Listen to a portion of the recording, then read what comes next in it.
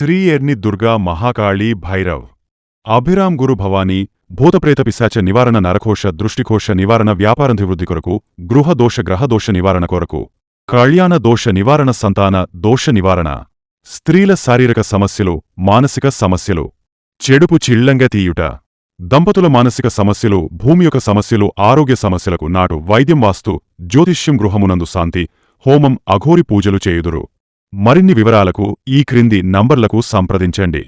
నమస్కారం. వార్తా కిరణం వార్తలకి స్వాగతం. నా పేరు సుమలత. న్యూస్ లో ముందుగా హెడ్లైన్స్.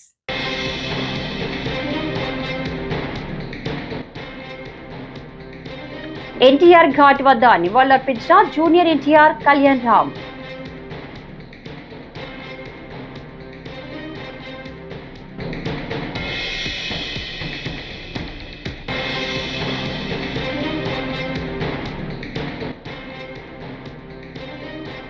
స్థానిక సంస్థల ప్రజాప్రతినిధులతో వైఎస్ జగన్ భేటీ.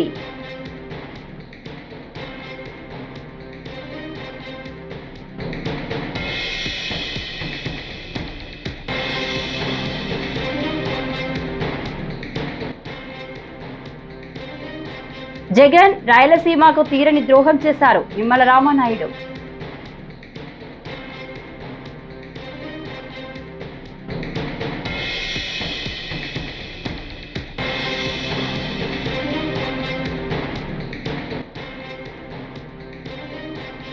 ఏపీ కర్ణాటకలో పెట్రోల్ ధరల వ్యత్యాసాన్ని బయటపెట్టిన భూమన అభినయ్.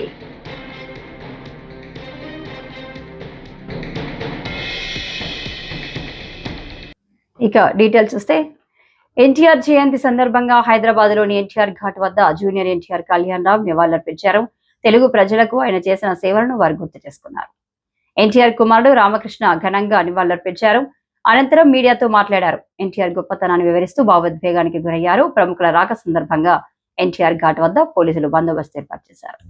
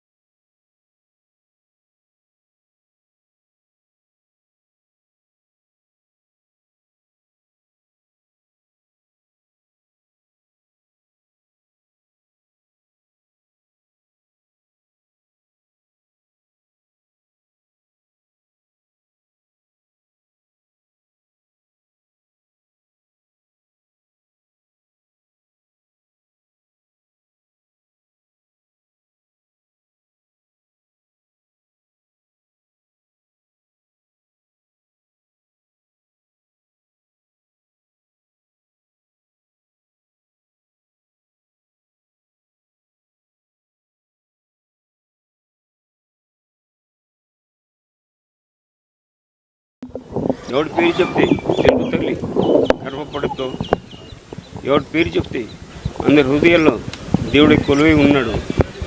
ఎవడి పేరు చెప్తే రోమాలు నిప్పుకొస్తాయో, ఎవరి పేరు చెప్తే ఆడపడుచుడు నోట నుండి అభిమానులు మా కుటుంబ సేవకుల నోట నుండి అన్నా అని పదం పలుకుతో మన తెలుగు తేజం, తెలుగు కోశం, తెలుగు రోషం అన్న విశ్వవిఖ్యాత నటసార్వభౌమ పద్మశ్రీ నటరత్న కళప్రపూర్ణ డాక్టర్ నందమూరి తారక రామారావు గారి 102వ పుట్టినరోజు జన్మదిన సందర్భంలో రావడం, వారి ఆశీస్సులు తీసుకున్నాం. మరి ఇచ్చేసిన మీ అందరికి ప్రతి ఒక్కరికి హృదయ ధన్యవాదాలు తెలుపుతూ, అలాగే ఎన్టీఆర్ వారి గురించి ఎంత మాట్లాడినా తక్కువే, తను తీరదు. ఆయన మహాపురుషుడు, యుగపురుషుడు, కళమ్మ తల్లి వరాల బిడ్డ, ఈ శకానికి శకపురుషుడు నన్న ఎన్టీఆర్.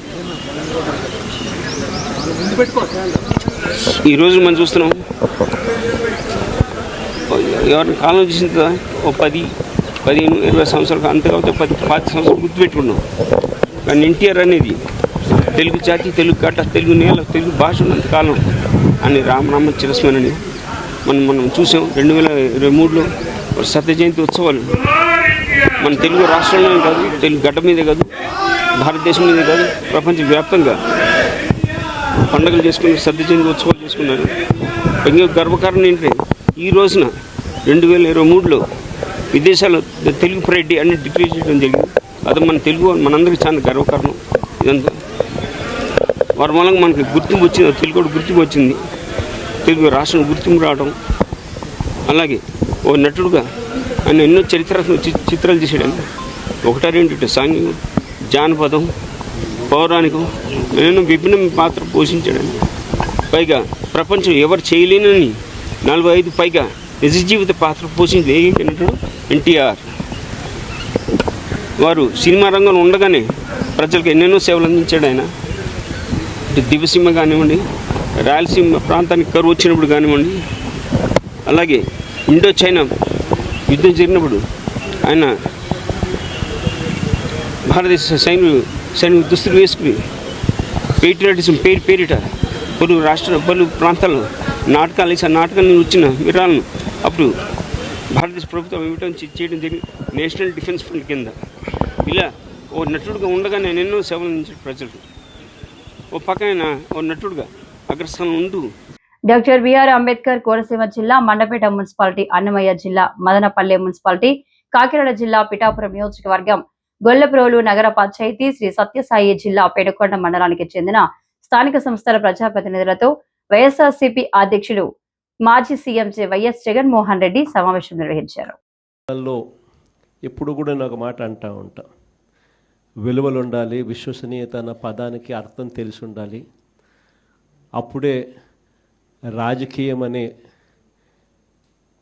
ఈ వ్యవస్థలో ఒక తులసి ముక్కలా మనం నిలబడతాము అని చెప్పి మొట్టమొదటిసారిగా ఈరోజు చూస్తూ ఉన్నాం. రాజకీయాలను భ్రష్టు పట్టిస్తూ ఉన్న పరిస్థితి ఎప్పుడైనా చూసాము అని అంటే అది చంద్రబాబు నాయుడు గారి పరిపాలనలో మాత్రమే ఇలా భ్రష్టు పట్టించే కార్యక్రమం జరుగుతుంది అని. ప్రజాస్వామ్య పద్ధతిలో ప్రజాస్వామ్యబద్ధంగా ఎన్నిక కాబడ్డ ఎంపీటీసీలను, జెడ్పీటీసీలను, కౌన్సిలర్లను, ఇలా అనేక పదవుల్లో ఎన్నిక కాబడ్డ ఈ ప్రజాప్రతినిధులను ఈరోజు చంద్రబాబు నాయుడు గారు అనే వ్యక్తి తనకు బలం లేకపోయినా,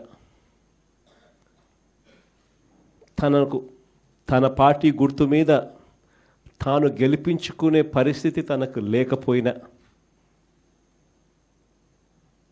వేరే పార్టీ మీద గెలిచిన వ్యక్తులు వీళ్ళు అని తెలిసి ఉన్న, తానే ముఖ్యమంత్రిగా ఉన్నాడు, తానే ప్రజాస్వామ్యాన్ని పరిరక్షించాల్సిన బాధ్యతలో తానే ఉన్నాడు అన్న సంగతి కూడా తనకు తెలిసి ఉన్న, తానే దగ్గరుండి స్వయంగా ప్రజాస్వామ్యాన్ని ఖూనీ చేస్తూ ఉన్న పరిస్థితి ఈ రాష్ట్ర రాజకీయాలలో ఈరోజు జరుగుతూ ఉన్నాయంటే అది ఎంతటి దౌర్భాగ్యపు పాలన అని చెప్పడానికి వేరే ఉదాహరణ అవసరంలా.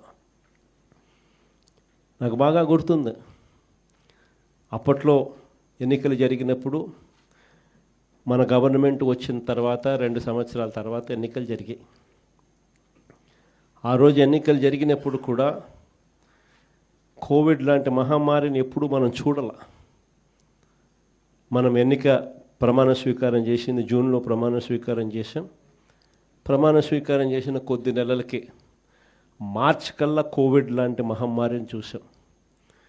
రాష్ట్ర చరిత్రలో ఇలాంటి ఘటన జరుగుతుంది, ఇలా కోవిడ్ లాంటి మహమ్మారి ఇలా ఉంటుంది, ఇలా వస్తే కోవిడ్ లాంటి మహమ్మారి వస్తే రాష్ట్రం పరిస్థితి ఎలా ఉంటుంది అన్నది కూడా ఎవరూ బహుశా ఊహకు కూడా అందలేదు. రాష్ట్ర ఆదాయాలు తగ్గాయి, రాష్ట్రం అనుకోని ఖర్చులు పెరిగాయి. ఏ రోజు కూడా ప్రభుత్వానికున్న ఇబ్బందులు చూపించి, సాకులుగా చూపించి ప్రజలకు చేయాల్సిన మేలు జరగకుండా పక్కన పెట్టిన పరిస్థితులు ఏ రోజు వైఎస్ఆర్సీపీ ప్రభుత్వంలో ఎప్పుడు జరగల.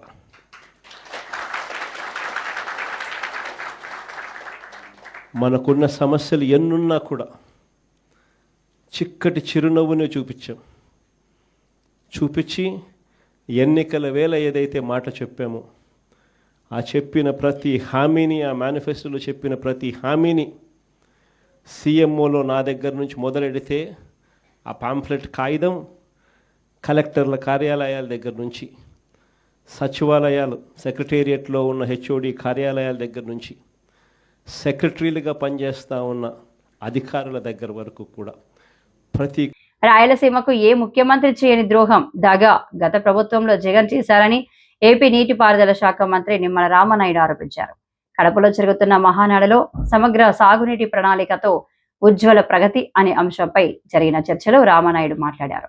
పంచభూతాలుగా మనందరం కూడా చూస్తూ ఉంటాం.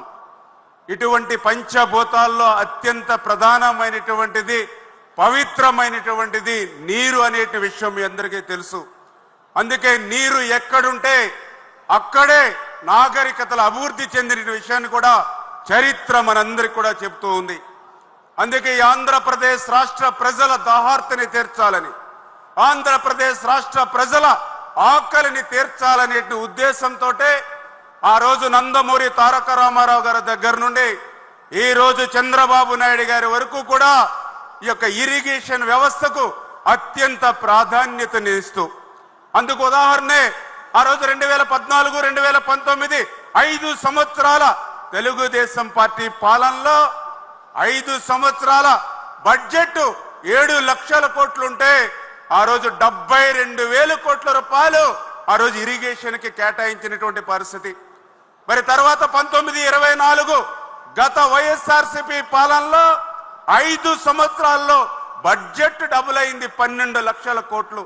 కానీ కేటాయింపులు చూస్తే కేవలం 32,000 కోట్ల రూపాయలు మాత్రమే. అంటే ఏ రకంగా ఇరిగేషన్ వ్యవస్థని నిర్వీర్యం చేసేశారో ఆ బడ్జెట్ ఒక ఉదాహరణ అనే విషయాన్ని కూడా ఈ సందర్భంగా తెలియజేసుకుంటూ ఉన్నా. అందులో ముఖ్యంగా పోలవరం అంటే ఒక వరం, పోలవరం అంటే ఒక జీవనాడి. అటువంటి పోలవరం ప్రాజెక్టుని ఆ రోజు 14-19 5 సంవత్సరాల్లో మరి చంద్రబాబు నాయుడు గారు 72% పూర్తి చేస్తే, తర్వాత వచ్చినటువంటి ప్రభుత్వం 19-24లో పోలవరాన్ని పూర్తి చేయడం మాట అటుంచి 20 సంవత్సరాలు వెనక్కి పోలవరాన్ని నెట్టేసినటువంటి పరిస్థితి. ఆ రోజునటువంటి ప్రభుత్వం విధ్వంసానికి పోలవరం బలైపోయినటువంటి పరిస్థితి. 18 నెలలు కష్టపడి శ్రమించి నిర్మాణం చేసినటువంటి డయాఫ్రమ్ వాళ్ళు ధ్వంసం చేసినటువంటి పరిస్థితి.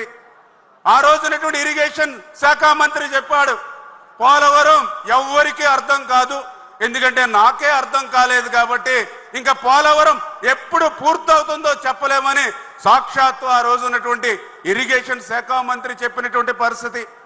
ఆ రోజునటువంటి ముఖ్యమంత్రి అసెంబ్లీలో చెప్పాడు, 2020 జూన్ అన్నాడు, 2020 డిసెంబర్ అన్నాడు, 2021 జూన్ అన్నాడు, 3 తేదీలు చెప్పాడు అసెంబ్లీ సాక్షిగా.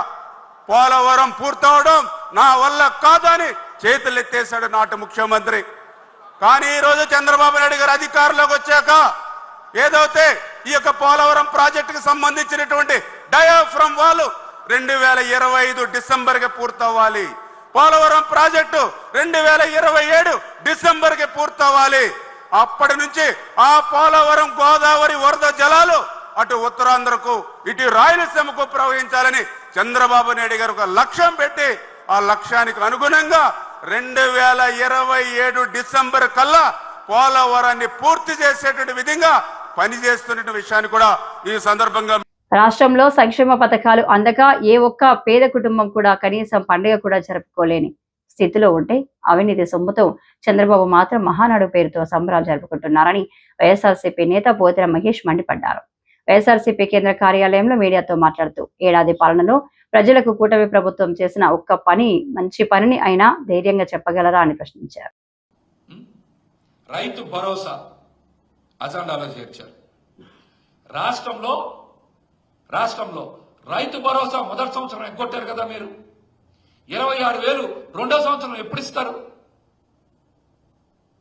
రైతు భరోసా అమలు ఉందా? అసలు ఒక్క పైసానే ఇచ్చారా మీ ఏడాది మొదటి పాలనలో? రెండో ఏడాది ఇస్తారో ఎవరో గ్యారంటీ కూడా లేదు కదా.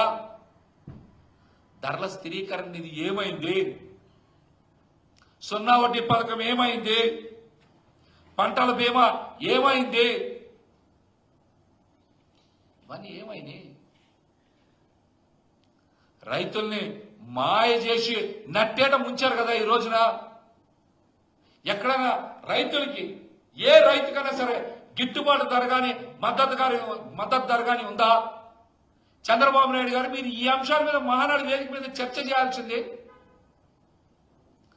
మిర్చి రైతులను తీసుకున్నా, ధాన్యం రైతులను తీసుకున్నా, పొగాకు రైతులను తీసుకున్నా, ఎవరినైనా సరే ఏ రైతులను తీసుకున్నా సరే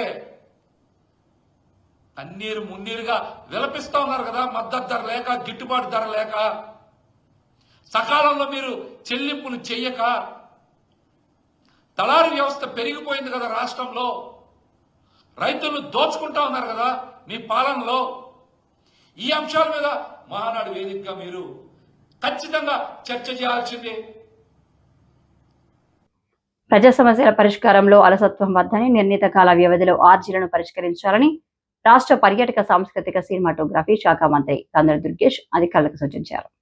పెరవలి తహసీల్దార్ కార్యాలయంలో ప్రజా సమస్యల పరిష్కార వేదికను మంత్రి ఆకస్మికంగా తనిఖీ చేశారు. పీజీఆర్ఎస్ కు హాజరైన అధికారుల వివరాలు, అర్జీదారుల దరఖాస్తులను పరిశీలించారు. పీజీఆర్ఎస్ కు హాజరు కాని అధికారులు సంజయ్ తెలపాలని ఆదేశించారు. ఈ సందర్భంగా స్వయంగా అర్జీదారులను అడిగి తన సమస్యలను తెలుసుకున్నారు.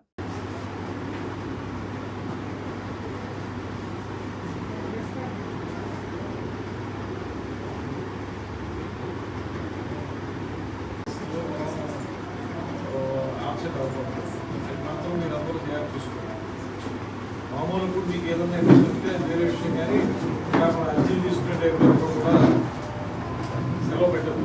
ఇప్పుడు వాళ్ళు చాలా ఆస్తులు వస్తుంది.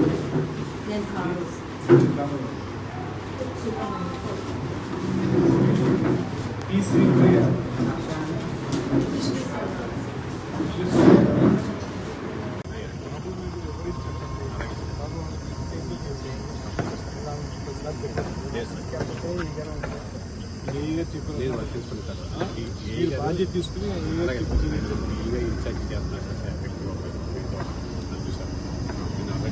అధికారం దక్కించుకోవడానికి నారా లోకేష్ ఎన్నికల సమయంలో చెప్పిన అబద్ధాలు ఇవాళ కుప్పం సాక్షిగా వైఎస్ఆర్సీపీ తిరుపతి నియోజకవర్గ సమన్వయకర్త భూమన అభినయ్ రెడ్డి బట్టబయలు చేశారు. ఆంధ్రప్రదేశ్, కర్ణాటక రాష్ట్రాల్లో పెట్రోల్ ధరల వ్యత్యాసాలను స్వయంగా పరిశీలించి సోషల్ మీడియా ద్వారా వాస్తవాలను వెలుగులోకి తెచ్చి ఇదిగో పెట్రోల్ పై లోకేష్ చేసిన మోసం అంటూ టీడీపీ కూటమి ప్రభుత్వం కుట్రలను ఎండగట్టారు.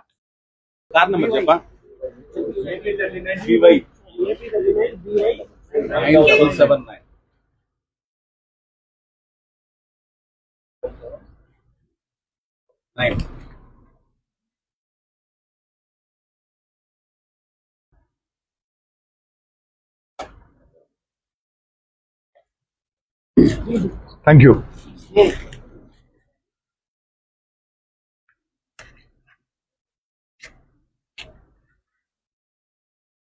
నారా లోకేష్ గారు నమస్కారం. ఈ ఫ్యూయల్ స్టేషన్ ఏదో మీకు గుర్తుందా? మీరు యువగళం పాదయాత్ర సందర్భంగా కుప్పం నుండి పలమనేరుకు వెళ్తూ మీ బండికి డీజిల్ ఇక్కడే పట్టించారు. డీజిల్ పట్టించి మీరు ఆంధ్ర రాష్ట్రంలో భారతదేశంలో ఉన్నటువంటి తక్కిన రాష్ట్రాల కంటే కూడా ఎక్కువగా డీజిల్ పెట్రోల్ ధరలు ఉన్నాయని చెప్పారు. ఇప్పుడు కర్ణాటక రాష్ట్రంలో ఉన్నటువంటి ఈ పెట్రోల్ బంక్ లో డీజిల్ ధర 91 రూపాయల 27 పైసలు ఉంది. ఆంధ్ర రాష్ట్రంలో ఎంతుందో ఒక్కసారి వెళ్ళి చూద్దాం.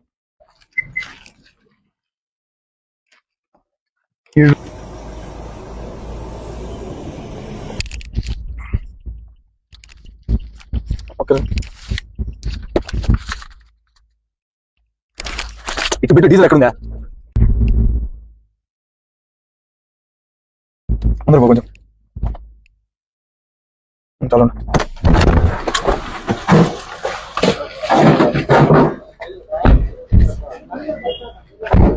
డీజిల్ ఉందా ఎవరు? ఒక 1000 రూపీస్ డీజిల్ కొట్టరా? కానీ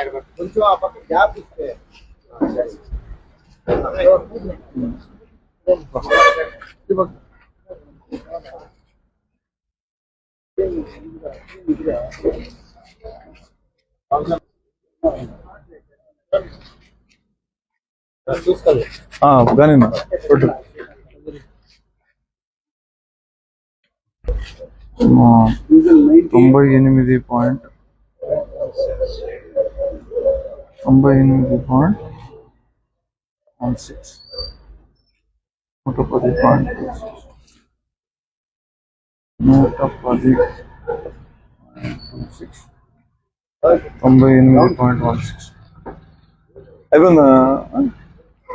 రిలీజ్ చేస్తారా?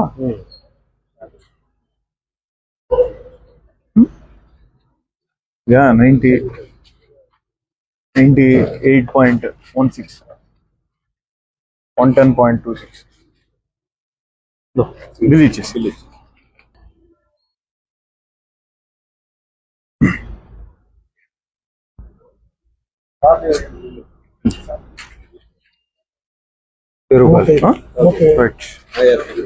రాష్ట్రంలో పవన్ కళ్యాణ్ సినిమా విడుదల సందర్భంగా థియేటర్ల మూసివేత వ్యవహారంలో కుట్రపూరితంగా ఆ 4 వ్యక్తులు తనను ఉద్దేశపూర్వకంగా ఇరికించి ఇబ్బందులకు గురి చేశారని Janasena city incharge exhibitor Anusree Satyanarayana వెల్లడించారు. స్థానిక సాయి కృష్ణ థియేటర్లో బుధవారం జరిగిన మీడియా సమావేశంలో ఆయన మాట్లాడుతూ దిల్ రాజు, సురేష్ బాబు, సునీల్, శిరీష్ రెడ్డి థియేటర్లను తమ చేతిలో పెట్టుకుని సినిమా రంగాన్ని ఇబ్బందులు పాల్చేస్తున్నారని ఆరోపించారు. నైజాంలో దిల్ రాజు గారు వేరే, అలాగే ఏసియన్ సునీల్, సురేష్ బాబు గారు ఒకటి. వాళ్ళు కొత్తగా ఎవరు వచ్చినా సరే వాళ్ళని బతకనీరు. ప్రొడ్యూసర్ని ఆ థియేటర్లు 80% 90% వీళ్ళ చేతిలో ఉండడం వల్ల ప్రొడ్యూసర్ని గ్రిప్లో పెట్టుకుని వీళ్ళకి ఇష్టం వచ్చిన టెరమ్స్కి వీళ్ళ కబందాస్తాలతో నైజాం పెట్టుకోవడం, అప్పటి నుంచి వీళ్ళకి ఆ పేరు ఆ నలుగురు అని ఆ పేరు. ఇటువంటి వ్యక్తి రాజమండ్రి జనసేన నేత అనుశ్రీ సత్యనారాయణ ఈ విధంగా పెట్టాడని వాళ్ళ మీద ఉన్న ఫోకస్. ఎందుకంటే అతను నిజంగా ఒక తూర్పుగోదావరి జిల్లా గురించే చెప్పి ఉంటే, అతను చెప్పి ఉంటే ఈస్ట్ సత్యనారాయణ తూర్పుగోదావరి జిల్లా ఎగ్జిబిటర్లు డిస్ట్రిక్ట్ కలిపని చెప్తుడు. ఆయన ఎంత దురుద్దేశమో, ఎంత కన్నింగ్ నేచరో చూడండి. పవన్ కళ్యాణ్ గారు సోకాలు వీళ్ళందరికీ లెఫ్ట్ అండ్ రైట్ ఇవ్వడంతో అతను దాన్ని దృష్టి మళ్లించడానికి నా పేరు వాడుతూ రాజమండ్రి జనసేన నేత అని పార్టీ పేరు కూడా చెప్పడం జరిగింది. అంటే దీన్ని తిరిగి మీ పార్టీ అతనే చేశాడు, మీ అక్కడి నుంచే పుట్టింది అని రాంగ్గా తెలియజేస్తూ అతను వాళ్ళ తమ్ముడిని శిరీష్ రెడ్డిని కాపాడుకోవడానికి నన్ను నా మీద అభియోగం మోపడం జరిగింది. దిల్ రాజు గారు తమ్ముడు శిరీష్ రెడ్డి అండి, సురేష్ బాబు, సునీల్. పార్టీకి ఆ ఇండస్ట్రీకి సంబంధం లేదండి. గవర్నమెంట్ ఆల్రెడీ పవన్ కళ్యాణ్ గారు మొత్తం ఎవరు. ఈ వార్తలు ఇంతటితో సమాప్తం. నమస్కారం.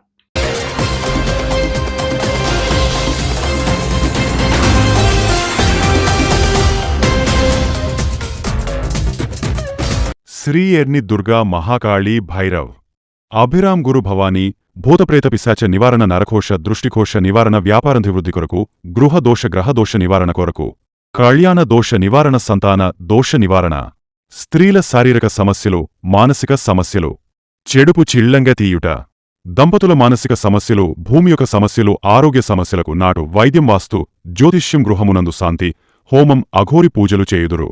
మరిన్ని వివరాలకు ఈ క్రింది నంబర్లకు సంప్రదించండి.